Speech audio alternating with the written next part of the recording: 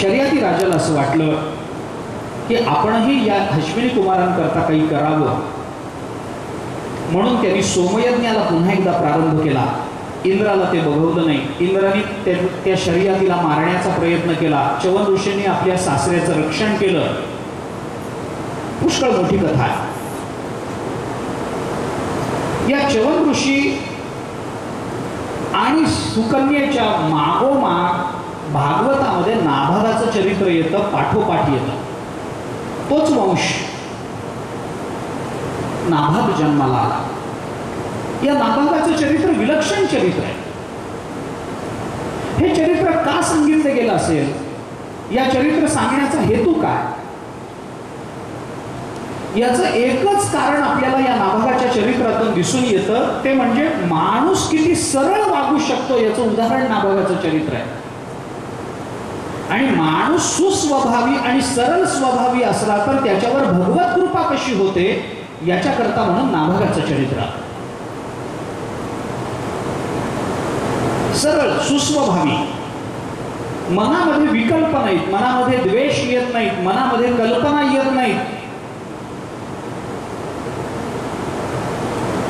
नाभाग आपल्या गुरुच्या चरणाजवळ शिक्षणाकरता म्हणून राहिला.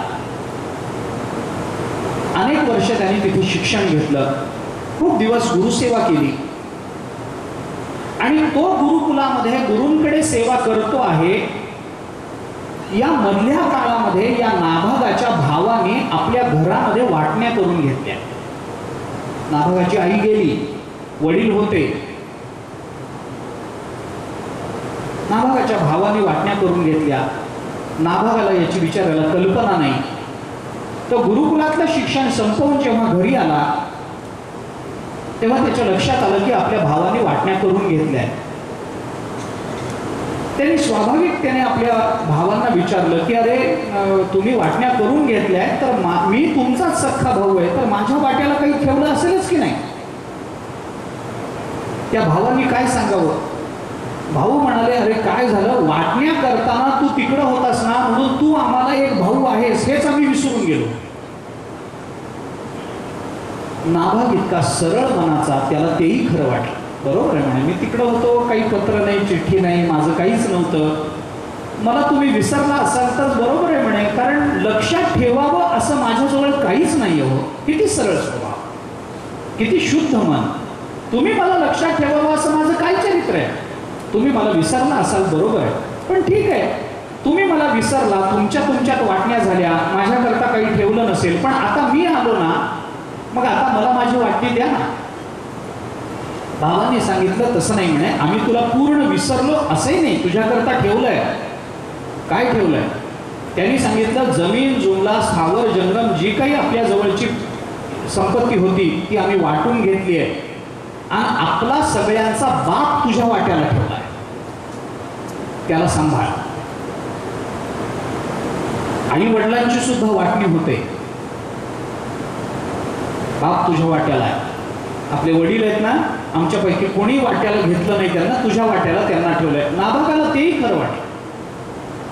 नाभाग म्हणाला काय तुमचे उपकार आहेत, ज्यांनी सगळं कमावलं ते तुम्ही घेतलं, कार्यदशेला आलेलं तुम्ही घेतलं, पण ज्याच्यापासून आपण निर्माण झालो ते कारण तुम्ही माझ्याकरता ठेवलं. केवढे उपकार केले तुम्ही माझ्यावर.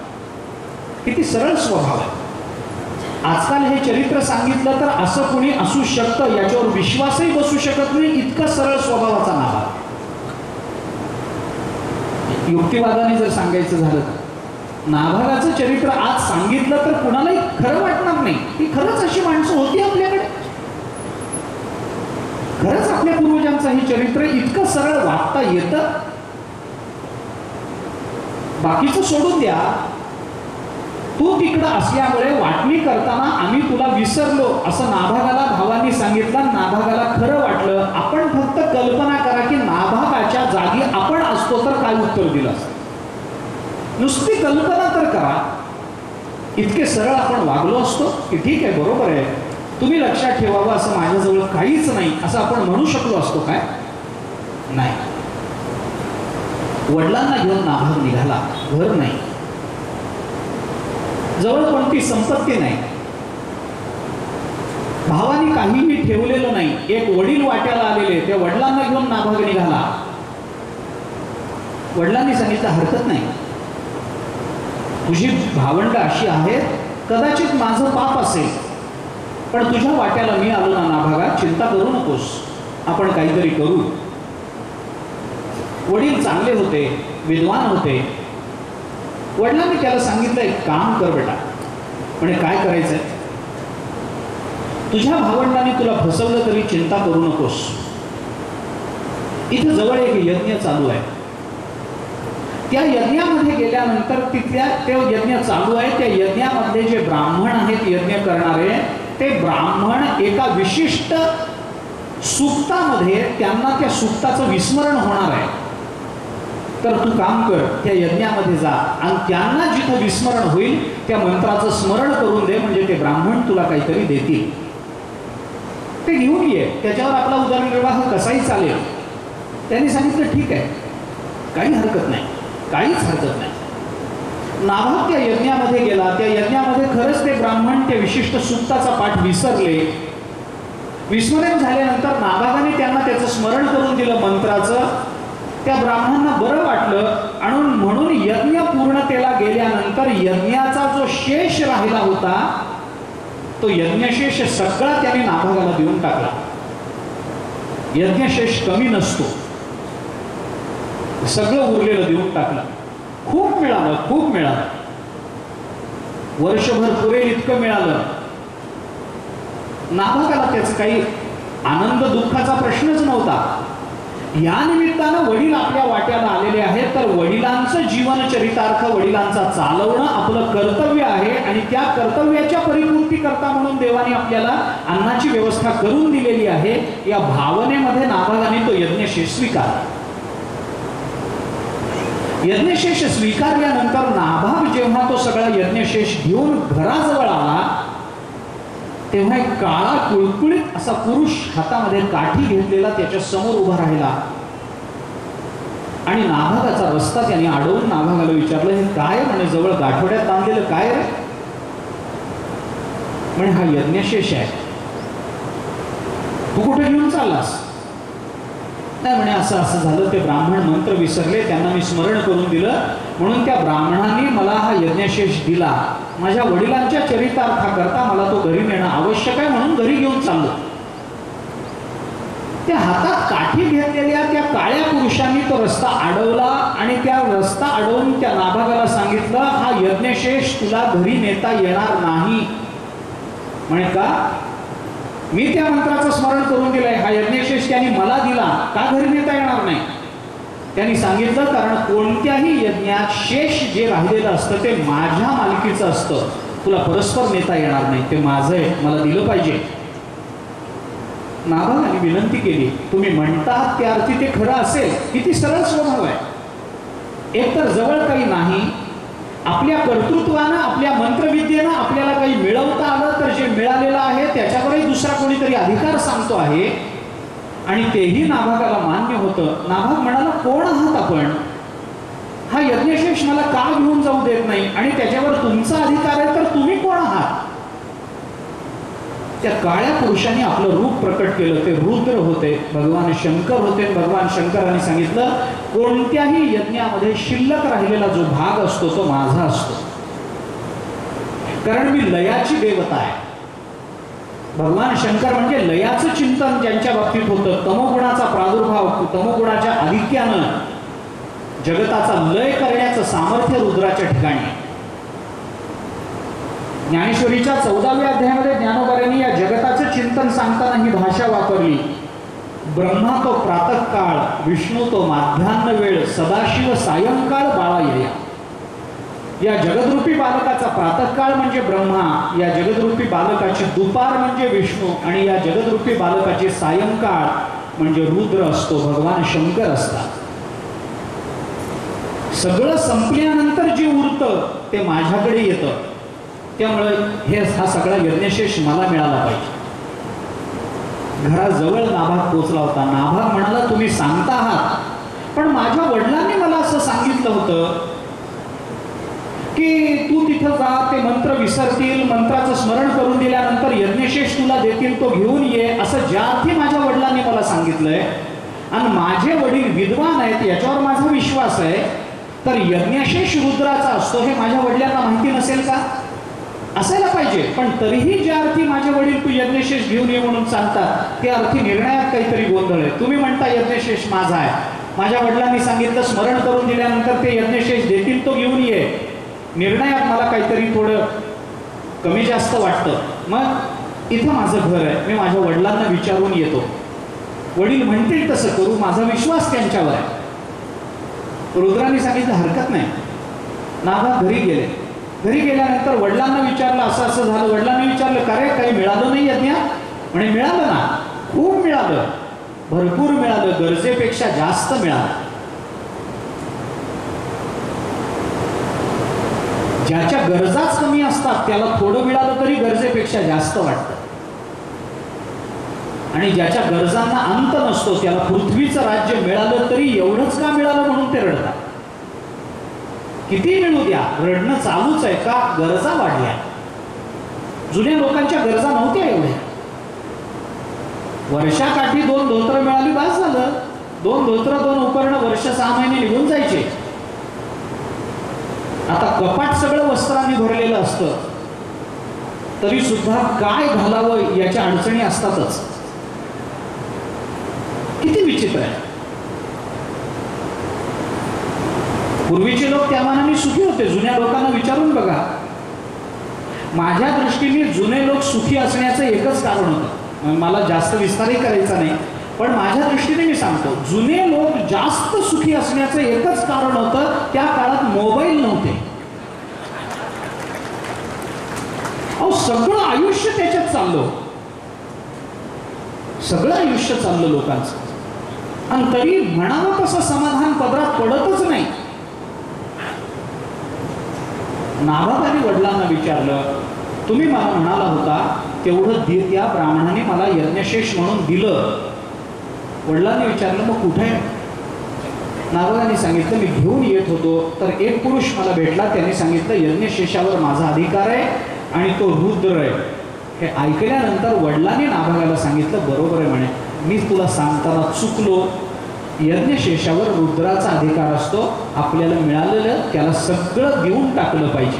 वडीलही कसे आणि मुलगाही कसा. वडिलांनी सांगितलं त्याचं म्हणणं बरोबर आहे, त्याचं त्याला देऊन टाकलं पाहिजे. नाभाग म्हणाला मग माझं काही म्हणणं नाही. नाभाग आला आणि त्यांनी सांगितलं वडिलांनी सांगितलंय, तुम एखादा असता तर रस्त्यात येताना निर्णय बदलून आला असता. पण नाभागाने रुद्राला सांगितलं नाही म्हणे बरोबर आहे, माझ्या वडिलांनी सांगितलंय त्याच्यावर तुमचाच अधिकार असतो, हे सगळं तुमचं आहे, हे घेऊन टाका, याच्यात माझं काही नाही. नाभागाने काहीही जवळ नसताना इतकं मिळालेलं सगळंच्या सगळं समर्पित केलं. अहो, जवळ असताना काहीतरी मिळालेलं समर्पित करणं याला फार धाडस लागत नाही, पण आपल्या जवळ काहीही नसताना सगळं समर्पित करणं, मिळालेलं सगळं समर्पित करणं, ज्या वेळेला आपल्याला त्याची गरज आहे, ज्याच्या विना आपला उदरनिर्वाह अडतो आहे, ज्याच्या विना आपला चरित अडतं आहे, अशा आवश्यक गोष्टी मिळालेल्या असताना सुद्धा त्या केवळ आणि केवळ शास्त्र सांगतं आणि सरळ स्वभावानं वागलं पाहिजे म्हणून दुसऱ्याला देऊन टाकणं, याच्याकरता सामान्य धाडस लागत नाही. ही व्यक्तिमत्व सामान्य नसतात. नाभागाने आपल्या जवळचं सगळं देऊन टाकलं. नाभागाने ज्या क्षणी हे सगळं त्या रुद्राला समर्पित केलं, त्याच्या समोर ठेवलं, तो पुरुष हातामध्ये दंड घेऊन उभा आहे. नाभागाने आपल्याला मिळालेलं सगळं त्याच्या जवळ पायाजवळ ठेवलं आणि नाभागाने आपण रुद्र आहात म्हणून त्याच्या चरणावर मस्तक टेकवलं. नाभागाने वर बघितलं. वर बघितल्याबरोबर भगवान शंकर मंद हास्य करत उभे असलेले नाभागाला दिसले. नाभागाच्या डोळ्यात पाणी आलं. ही कथा भागवतामध्ये येत नाही, पुढची अन्य पुराणांमध्ये ही कथा येते. महाभारतामध्ये नाभागाचा उल्लेख आहे. भगवान शंकराला पाहिलं, नाभगाच्या डोळ्यात एकदम पाणी आलं. नाभग म्हणाला, देवा तुमची काय कृपा आहे मला कळत नाही हो.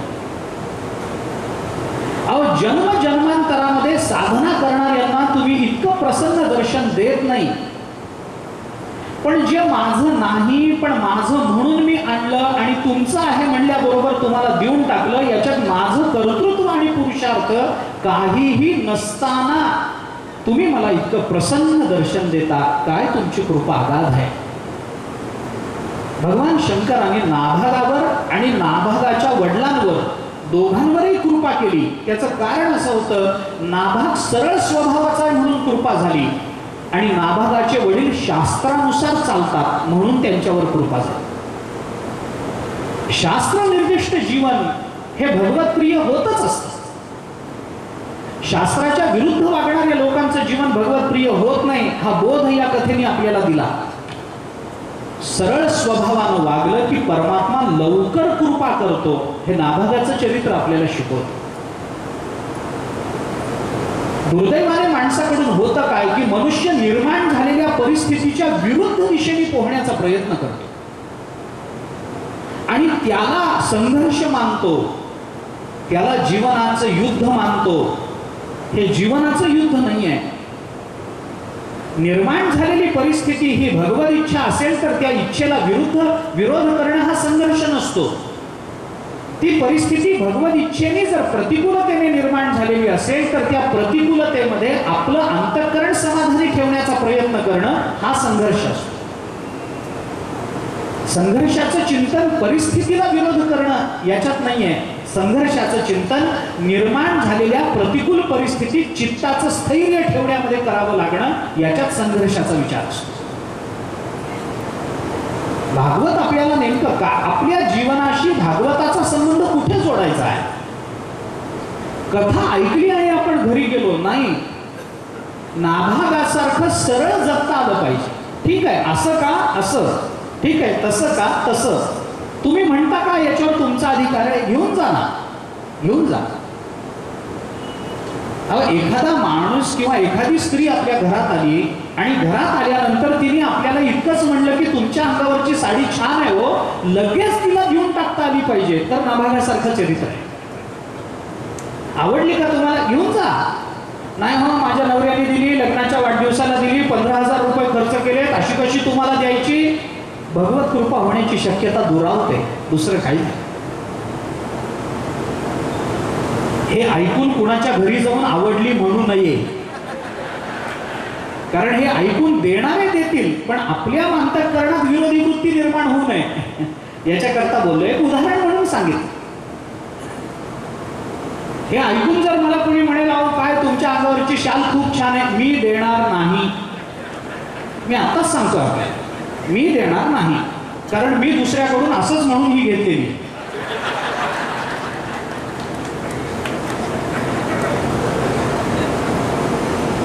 का बोलतो?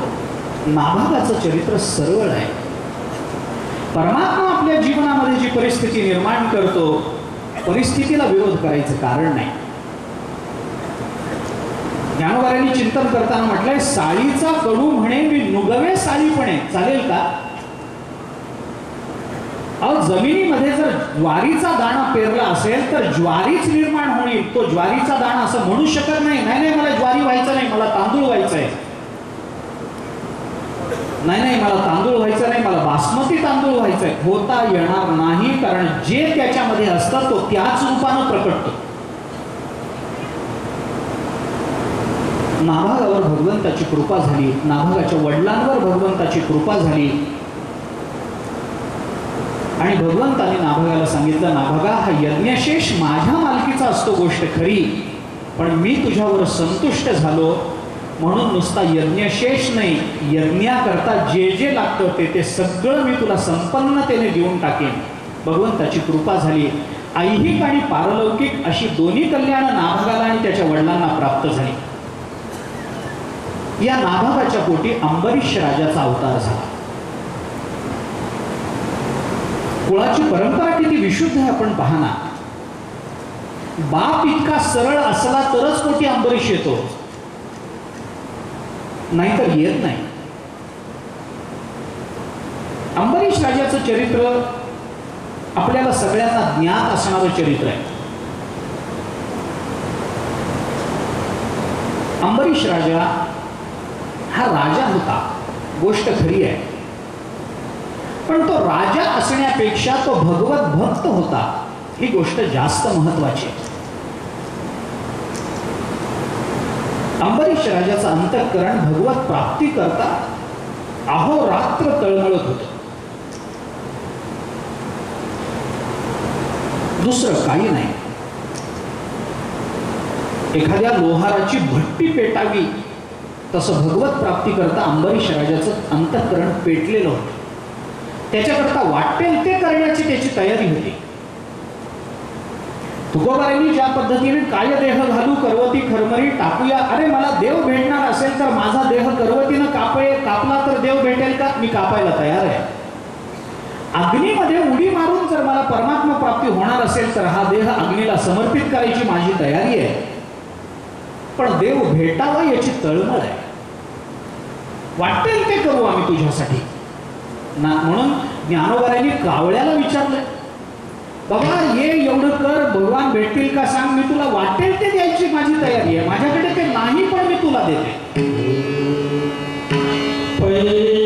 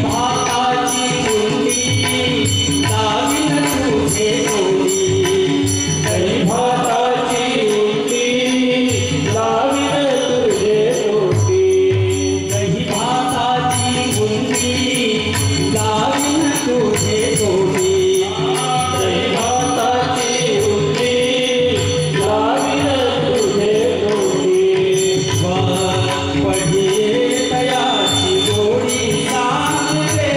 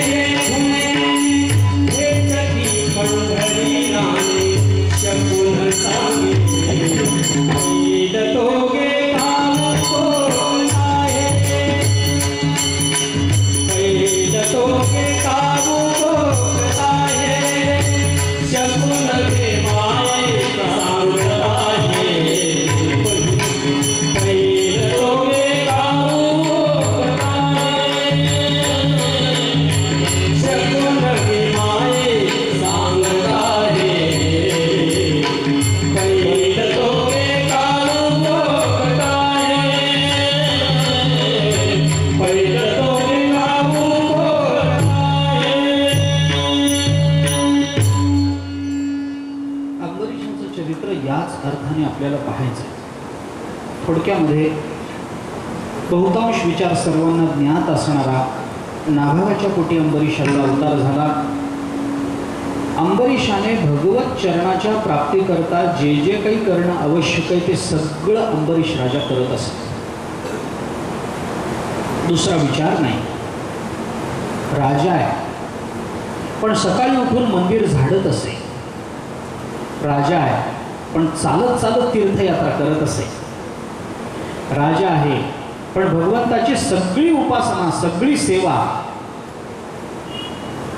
अंबरीष राजा करत असे.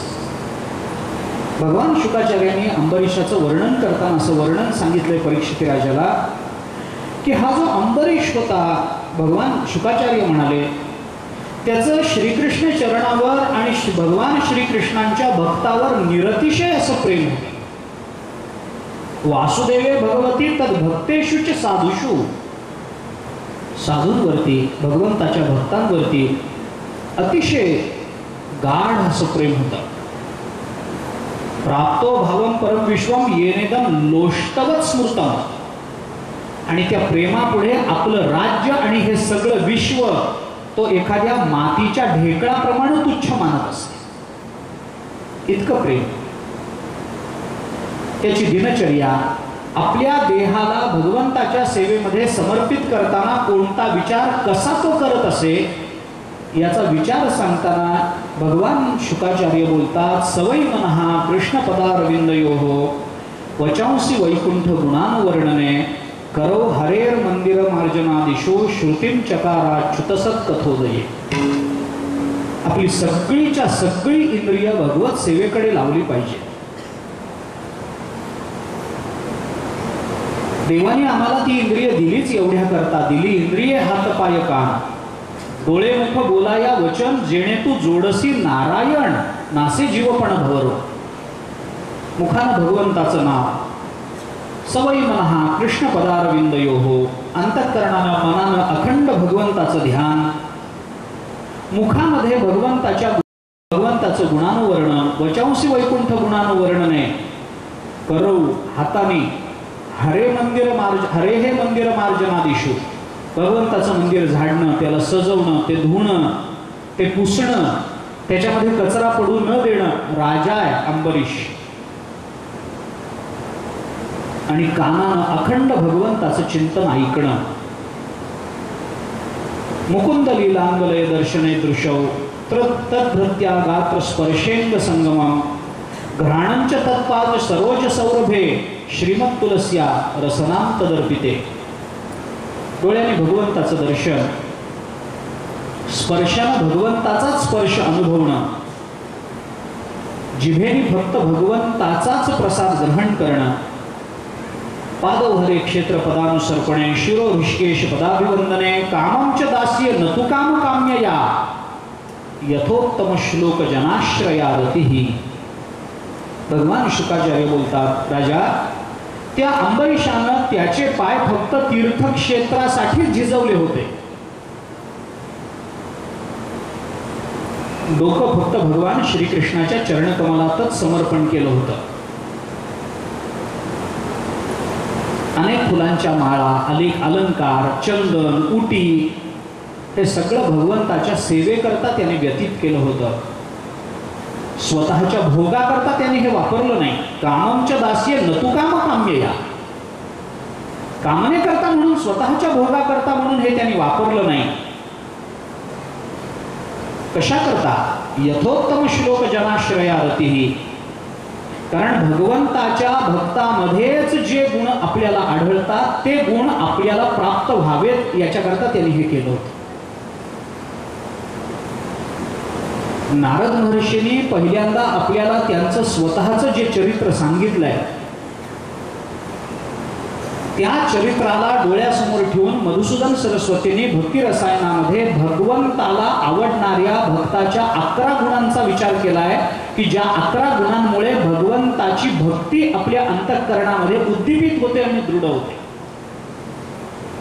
प्रथमं महतां सेवा तद्दया पात्रता ततः श्रद्धा तेषां धर्मेषु ततो हरिगुणश्रुती ततो रति अंकुरोत्पत्ति स्वरूपाधिगतिस्ततः.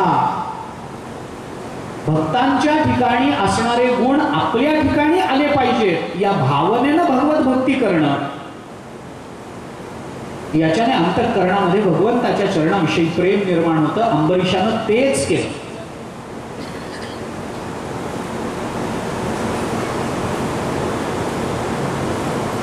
भगवंताची आराधना केली. अंबरीश राजा एकादशीचं व्रत करत असे. अंबरीश राजाच्या पुष्कळ चरित्र आहेत भक्ताची. एकादशीच्या संबंधानं तर पुष्कळ आहे.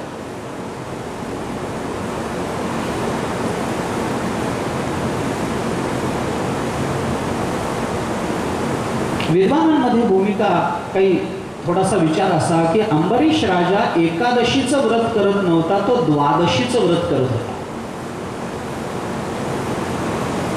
शास्त्राच्या दृष्टीनं एकादशीचं व्रत आणि द्वादशीचं व्रत याच्यामध्ये फरक नाही आहे.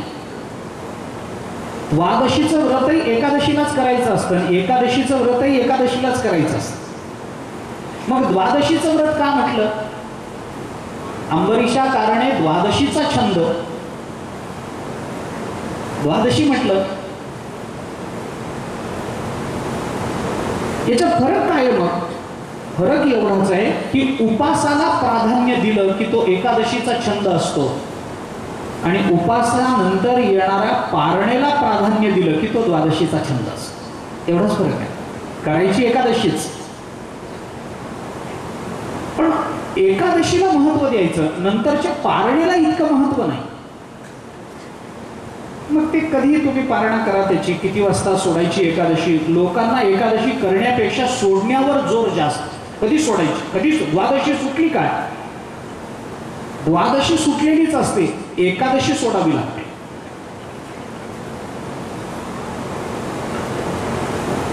आणि म्हणून मग लोक द्वादशीला सुटतात.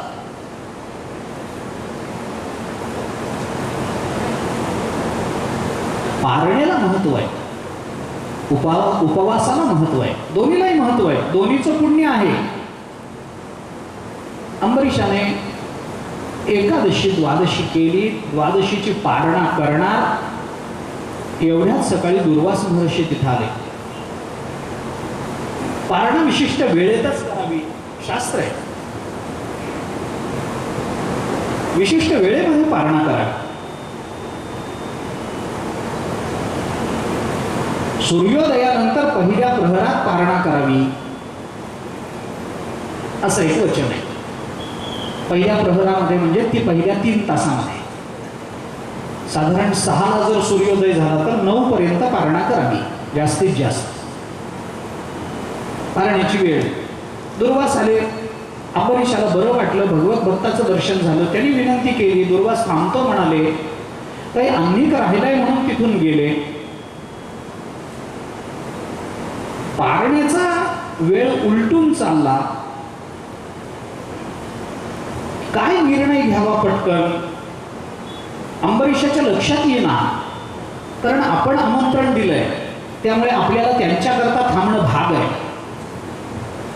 ते जर म्हणाले असते बघीन मी जमलं तर येईल, तर आपण पारणा सोडायला हरकत नव्हती. पण आपण आमंत्रण दिलंय ना, मग आता काय करायचं? बरं, त्यांना यायला लागला उशीर, व्हायला लागला उशीर.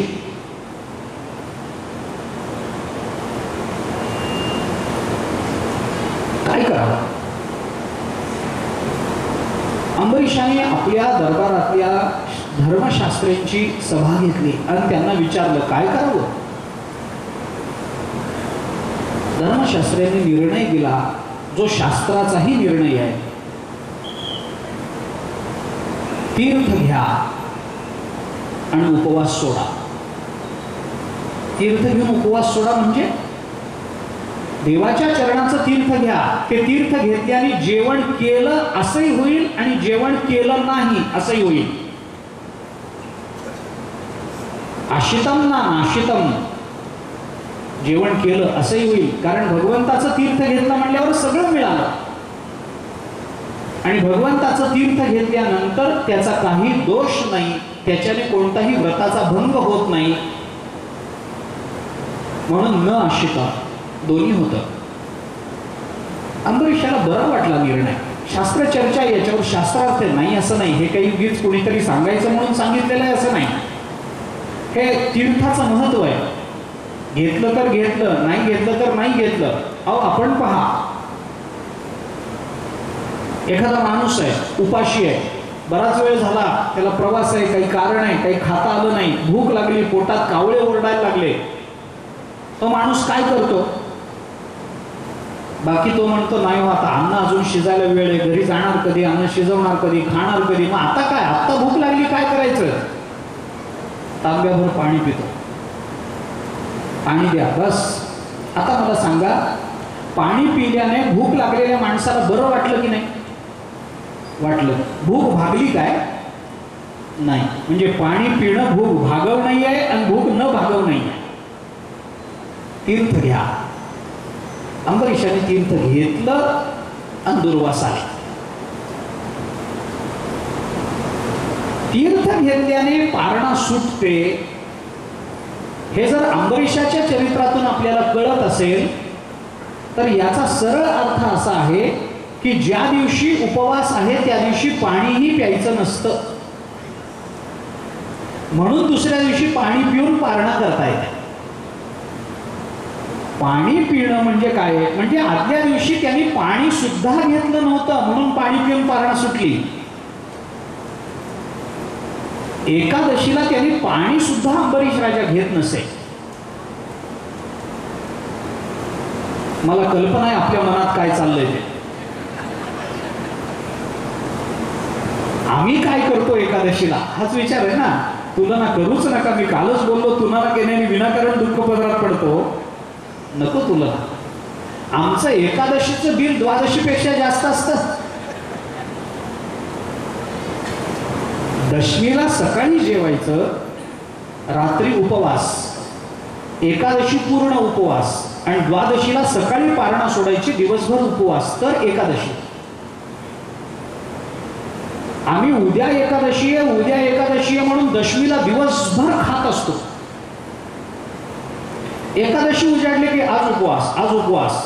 मग काजू, बेदाणे, बदाम, अक्रोड, अंजीर, फळं, दिवसभर फळं खातो. शेवटी कर्माची फळं भोगतो. खा खा खा खा खायचं एकादशीला आणि पुन्हा द्वादशी कालचा उपवास, कालचा उपवास म्हणून द्वादशीला पुन्हा भरपूर जेवायचं. हे एकादशी नाही, व्रत नाही. एकादशीला अंबरीशाने पाणी घेतलं नाही, द्वादशीला पाणी घेतलं आणि दुर्वास आले. दुर्वासांना वाईट वाटलं, नाराज झाले. कारण कशावरून दुर्वासाने ओळखलं की अंबरीशाने तीर्थ घेतलं म्हणून? त्याचं उत्तर भागवताने दिलंय की तेवढंच तीर्थ. आता तीर्थ म्हणजे काय, वंजळीत घेतात काय? तळहातावर पळीभर तीर्थ पदरात तळहातावर पडलं, तेवढंच अंबरीशाने घेतलं. आणि ते भगवंताचं तीर्थ आहे हे माहिती होतं. त्यामुळं उपवासाच्या दिवशी, एकादशीच्या दिवशी पाणीही न घेतलेल्या अंबरीशाची काया जी अशी सुकून गेली होती, ती भगवंताच्या पळीभर तीर्थाने टवटवीत झाली होती. त्याच्या शरीराच्या टवटवीवरून, चेहऱ्याच्या टवटवीवरून दुर्वासाने ओळखलं, यांनी काहीतरी घेतलेलं आहे. दुर्वास नाराज झाले, राग आला. दुर्वासाने एक कृत्य उत्पन्न केली, ती अंबरीशावर सोडली. क्रोधाचा परिणाम आहे. अंबरीश राजा भक्त आहे.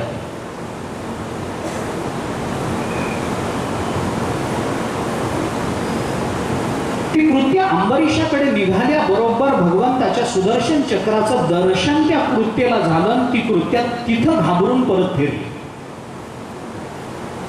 ती उलट दुर्वासाच्या मागे लागली. दुर्वास पळायला लागले, ती कृत्या मागे लागली मारण्याकरता. दुर्वास त्रैलोक्यामध्ये फिरले, कुठेही आश्रय मिळेना. ब्रह्मदेवाकडे गेले. ब्रह्मदेवाने बघितलं दुर्वास आले, मागे कृत्य आहे, त्या कृत्येला आपण काही करू शकत नाही.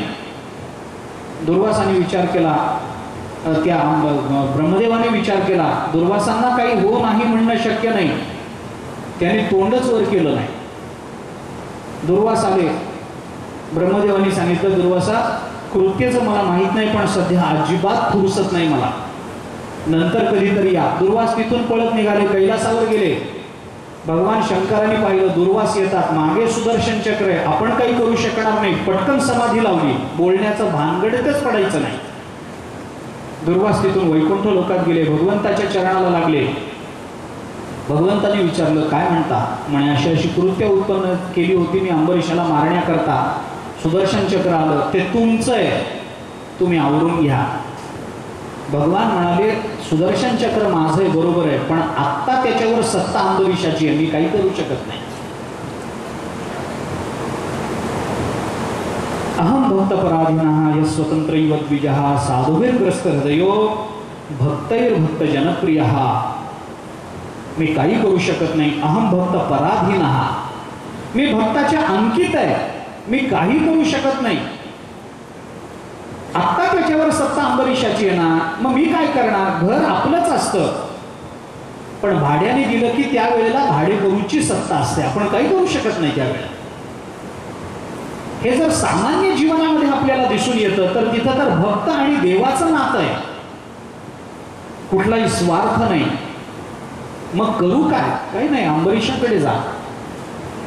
दुर्वास परत अंबरीशाकडे आले, अंबरीशाच्या चरणाला लागले.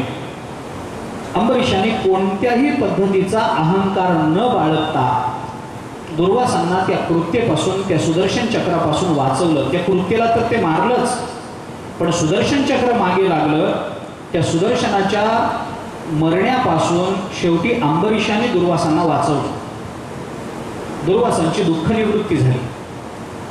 दुर्वासांना वाईट वाटलं की आपण कृत्या उत्पन्न केली, त्या सुदर्शन चक्राने कृत्या मारली, पण सुदर्शन चक्र दुर्वासाच्या मागे लागलं. दुर्वासाला कुठेही गती मिळाली नाही, शेवटी अंबरीशाच्या चरणाला येऊन लागावं लागलं. अंबरीशाने त्यांचं समाधान केलं. ही कथा एका विलक्षण वेगळ्या अर्थाने आपल्याला पाहता येते. सुदर्शन चक्र भगवंताचं आहे, ते अंबरीशाच्या रक्षणाकरता पहिल्यांदा प्रवृत्त झालंय, पण अंबरीशाचं रक्षण दुर्वासाकडून व्हावं याच्याकरता दुर्वासांकडे, दुर्वासांच्या मागे त्याची प्रवृत्ती झाली. भगवानही काही करू शकले नाही, पण सुदर्शन चक्र आहे भगवंताचं. अंबरीश राजावर सर्वस्वी सत्ता आहे भगवंताची. एका वाक्यामध्ये याचं सूत्र सांगतो आणि पुढे चलतो. भगवंतानी अंबरीशालाही काही दिलं आणि त्याच्यातून दुर्वासाचीही दुःख निवृत्ती केली.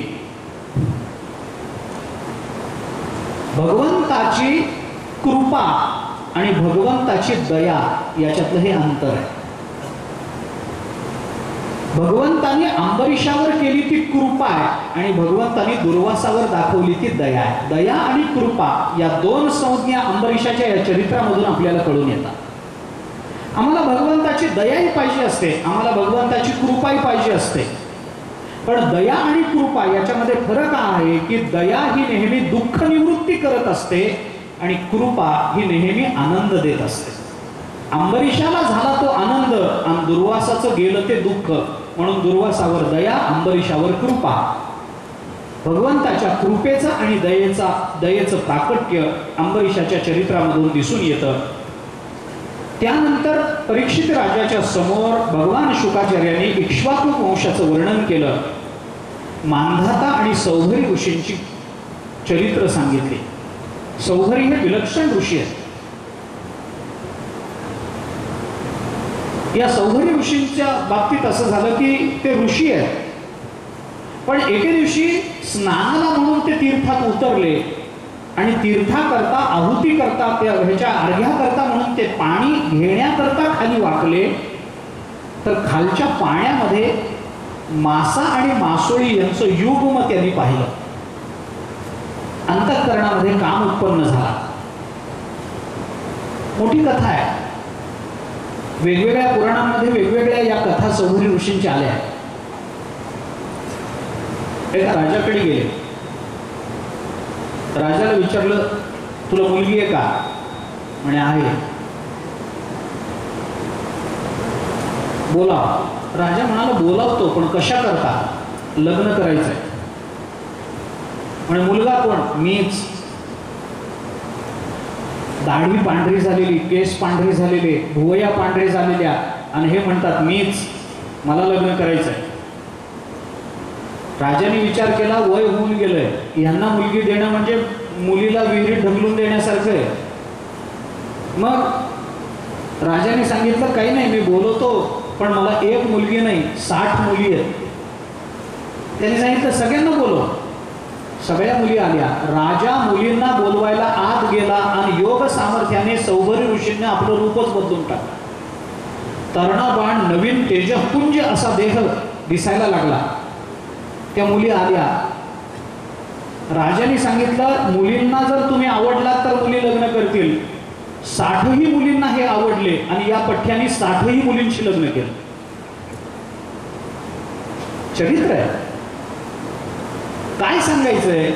सौभरी ऋषींसारख्या तपपूत जीवनामध्ये सुद्धा सामान्य दृश्याने काम निर्माण होऊ शकतो. सौभरी ऋषी कामी नव्हते, पण माशाचं युग्म बघितल्याबरोबर त्यांच्या अंतःकरणामध्ये काम निर्माण व्हावा. मासा, पाण्यातला मासा, त्याला बघितल्याबरोबर काम निर्माण व्हावा. तपपूत जीवनामध्ये सामान्य मासा बघितल्यावर जर काम निर्माण होत असेल तर टीव्ही बघितल्यानं काय होतं? काय हात आहे? विरोध करायचा नाही मला, कारण भागवतांनी कशालाच विरोध केला नाही. ज्ञानाच्या भूमिका कळतात, पटतात, पचतात. सौभरी ऋषींचं चरित्र कामाची उत्पत्ती आणि कामाचं निर्दलन करणाऱ्या भक्तचरित्राकरता म्हणून प्रकाशित झालं. सौभरी ऋषींचं चरित्र सांगितल्यानंतर त्रिशंकू सांगितला. त्रिशंकूच्या पोटी हरिश्चंद्र, हरिश्चंद्राच्या पोटी सगर. सगरांनी गंगेचं अवतरण व्हावं, आपल्या पूर्वजांना समाधान मिळावं याच्याकरता पुष्कळ प्रयत्न केले, फल मिळालं नाही. सगराच्या पोटी दिलीप, दिलीपाने सुद्धा गंगा अवतरणाकरता पुष्कळ प्रयत्न केले, जमलं नाही. दिलीपाच्या पोटी भगीरथ, भगीरथाने प्रयत्न केले, गंगेचं अवतरण झालं. गंगेचं अवतरण झालं हे एका पिढीचं कर्तृत्व नाही, 3-3 पिढ्याच्या कर्तृत्वाने गंगा अवतरित होते. याचा थोडासा वेगळा अर्थ असा आहे की 3-3 पिढ्यापर्यंत एका साध्याच्या प्रयत्नात सातत्य ठेवता येऊ शकतं. हे महत्वाचं आहे. एका साध्याच्या प्राप्तीकरता 3-3 पिढ्यांचं सातत्य ठेवता येऊ शकतं. वडिलांनी जे आजोबांनी जे प्राप्त करून घेण्याचा प्रयत्न केला, जमलं नाही. वडिलांनी तसाच प्रयत्न केला, जमलं नाही. आपलंही ते कर्तव्य आहे आणि आपल्या कर्तव्यातून ते साध्य जर प्राप्त होत असेल तर 3 पिढ्यांची पुण्याई आणि 3 पिढ्यांची कृतार्थता ही आपल्या प्रयत्नानं आपल्याला साधून घेता येते. गंगावतरणाच्या निमित्तानं आपल्याला सांगण्यात आलं. गंगावतरण झाल्यानंतर त्याच पुढच्या कुळामध्ये रामचंद्र प्रभूंचा अवतार झाला. रामचंद्र प्रभूंचा अवतार सांगितलाच पाहिजे असं बंधन आहे, कारण जिथं कृष्णाचा अवतार होणार आहे त्याच्या पूर्वी रामाचा अवतार झालाच पाहिजे, त्याच्याशिवाय कृष्ण अवतार होणार नाही. म्हणून रामचंद्र प्रभूंचं चरित्र आलं. हे चरित्र विस्तारानं आलं नाही, पण त्याच्याकरता 3 अध्याय खर्च केलेत भागवताने. खूप विस्तार नाही त्याचा. आणि रामचंद्र प्रभूंचं चरित्र सांगणं हा इथला हेतूही नाही.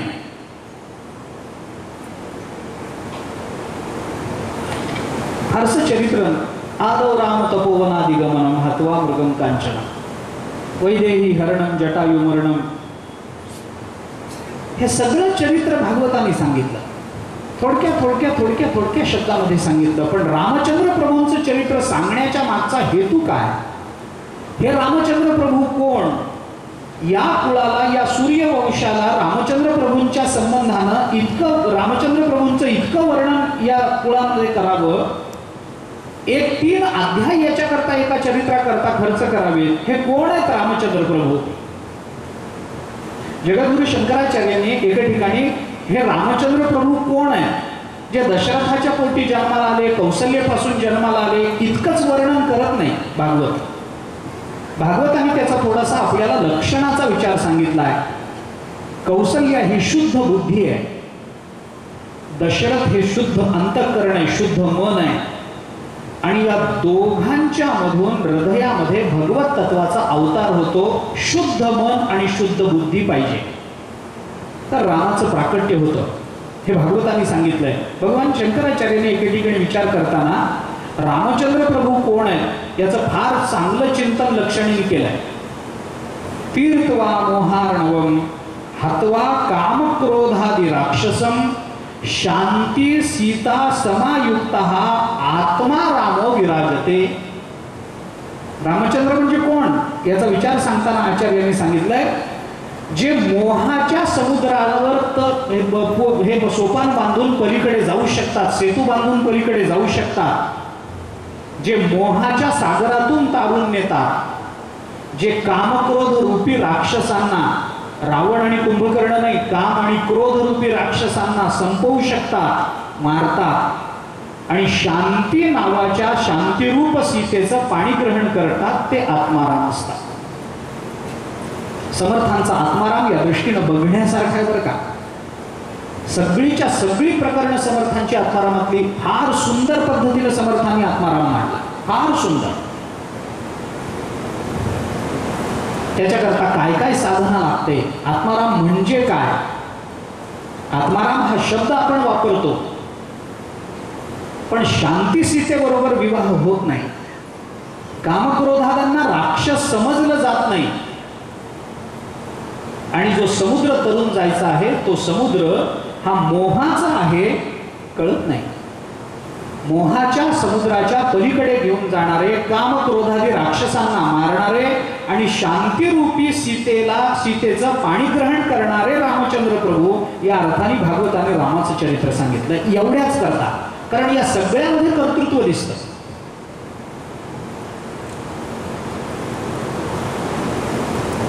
त्याच्यामध्ये रामचंद्र प्रभूंबद्दल काय बोलायचं आहे. भागवतामधलं जे रामचंद्र प्रभूंचं 3 अध्यायात चरित्र प्रकट झालं, त्याच्यामध्ये एका अध्यायामध्ये भौतिक रामाचं चरित्र आहे, दुसऱ्या अध्यायामध्ये अधिदैविक रामाचं चरित्र आहे, आणि एका अध्यायामध्ये आध्यात्मिक रामाचं चरित्र आहे. म्हणून 3 अध्याय खर्च केले. रामचंद्र प्रभूंचं सगळं चरित्र सांगून झालं. ते झाल्यानंतर इक्ष्वाकू वंशातल्या अजून काही राजांची वर्णन केली आहेत. ते झाल्यानंतर निमी वंशाचं वर्णन आलंय, ज्याच्यापासून निमिष शब्द बनला. निमिष न लगे मन वेदिता एवढी तुझी स्वरूपता. निमिष, आणि त्याच्यानंतर निमी राजाचं वर्णन सांगून झाल्यानंतर मग चंद्रवंशाच्या वर्णनाला प्रारंभ झाला. चंद्रवंशामध्ये रुचिक, यमदग्नी, परशुराम यांचं चरित्र झालं. भगवान परशुरामांकडून क्षत्रियांचा संहार झाला.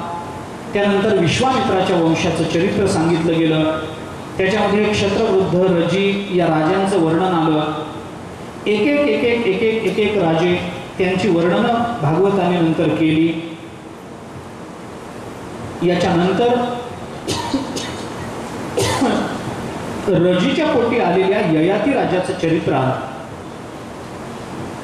ययाती राजाचं चरित्र भोग आणि त्याग या दोन्हीनं युक्त चरित्र आहे, जे मानवी जीवनाच्या जवळ येणार आहे. ययातीच्या जीवनामध्ये भोगही आहे आणि ययाती राजाच्या जीवनामध्ये त्यागही आहे.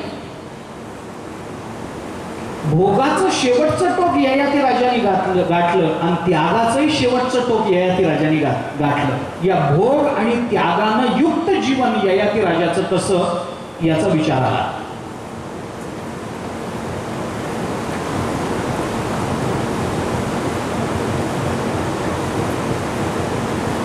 आपल्याला भोग प्राप्त व्हावेत याच्याकरता ययाती राजानं आपल्या सगळ्या धाकट्या असणाऱ्या पुरु नावाच्या मुलाचं आयुष्य मागून घेतलं. थोडं नाही, 1000 वर्षाचं. आधी भोग पुष्कळ भोगले, पण भोगानं समाधान नाही. यत् पृथिव्यां हिरण्यम पशव स्त्रियः, किती सगळी पृथ्वी सुवर्णांकित करून माणसाला दिली तरी माणसाच्या चित्ताचं समाधान होत नाही. ययाती राजानं आपल्याला शिकवलं. आम्ही किती भोग भोगण्याचे प्रयत्न केले तरी हे भोग आमच्या जीवनामध्ये आम्हाला आनंद देऊ शकत नाही. कारण प्रत्येक भोग प्राप्तीत आनंददायक वाटत असला तरी परिणामात आनंददायक नसतो. हे ययाती राजाच्या चरित्राने आपल्याला दाखवून दिलं. आपल्या धाकट्या एवढे भोग भोगूनही समाधान झालं नाही, म्हणून आपल्या धाकट्या मुलाचं 1000 वर्षाचं आयुष्य ययातीने मागून घेतलं. त्या 1000 वर्षामध्ये भोग भोगले, पण तरीही ययाती राजाचं समाधान झालं नाही. किती भोग मिळाले म्हणजे माणसाला बरं वाटतं, किती भोग किती मिळालं म्हणजे चित्ताचं समाधान आहे नाही. वैकुंठवासी प्रातस्मरण विवेक गुरुदेव महाराज म्हणत असत, मामांच्या मुखात हे शब्द होते. ते असं म्हणत असत नेहमी की देवाने माणसाला किती दिलं म्हणजे माणूस देवाला नोटीस पाठवेल की देवा बस आता ह्याच्या पुढे आम्हाला काही देऊ नका. किती आयुष्य मिळालं तर असं होईल, किती मिळू द्या, किती संपत्ती मिळाली म्हणजे पुरे वाटेल, किती मिळू द्या, किती घरं झाली म्हणजे पुरे वाटेल, नाही किती होऊ द्या. एका माणसाने, श्रीमंत मनुष्य आपल्या कारकुनाला, आपल्या जवळच्या त्याच्या हाताखालच्या माणसाला आपल्या जवळ किती संपत्ती आहे याची मोजदाद करायला सांगितलं. त्यांनी सांगितलं आठवडा लागेल तर लागू देत, पण किती संपत्ती आपल्या जवळ मोजून सांग. कारकुनाने सगळी संपत्ती मोजली. आठवड्यानंतर हिशोब घेऊन आला. त्या श्रीमंताला सांगितलं, अहो संख्येत सांगता येणार नाही, पण मी इतकं सांगू शकतो की आपल्या 10 पिढ्या जागेवर बसून खातील इतकी संपत्ती आपल्याकडे. चिंता करण्याचं कारण नाही. 10 पिढ्या काहीही न करता खाऊ शकतील इतकी संपत्ती आपल्याकडे. हे ऐकल्याबरोबर श्रीमंत माणूस मोठ्या आवाजामध्ये रडायला लागला. कारकुनाने विचारलं, कशा करता रडता? 10 पिढ्या बसून खातील ना. तो म्हणाला, 11व्या पिढीचं कसं होईल? किती समाधान. मन समाधानी होत नाही. यत् पृथिव्यां गृहीयवं हिरण्यं पशवः स्त्रियः न दुह्यन्ति मनः प्रीतिं पुंसः कामः तस्यते. आणि म्हणून ययातीने शेवटी सिद्धांत सांगितला, न जातु कामः कामानां उपभोगेन शाम्यति हविषा कृष्णवर्त्मैव भूय एवाभिवर्धते. अग्नीमध्ये कितीही हवीर द्रव्य टाकलं, अग्नीमध्ये कितीही तूप टाकलं, अग्नीमध्ये कितीही इंधन टाकलं तरी त्या इंधनामुळे अग्नी शांत होत नाही, उलट वाढत जातो. तसं कामामध्ये कितीही भोगांचं समर्पण केलं तरी काम वाढतच जातो, काम कधी शमत नाही. ययाती राजाला पश्चाताप झाला. भोगासक्त मनात मन होतं तिथून बाजूला झाला आणि ययाती राजाने घरादाराचा त्याग केला. ज्या पुरुकडून त्यांनी 1000 वर्षाचं आयुष्य उसनं घेतलं होतं त्या पुरुला त्यांनी 1000 वर्षाचं आयुष्य